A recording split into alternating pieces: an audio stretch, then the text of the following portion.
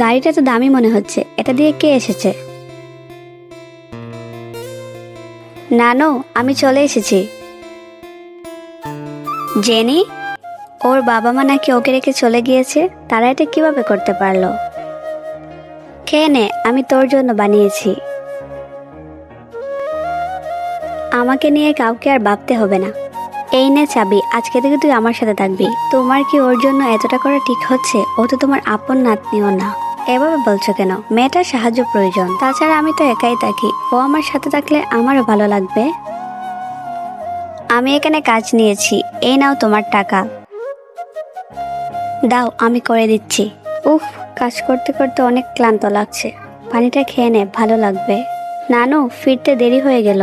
Wow, এগুলো তো সব আমার পছন্দের খাবার। নে, শুরু কর। অনেক মজা হয়েছে।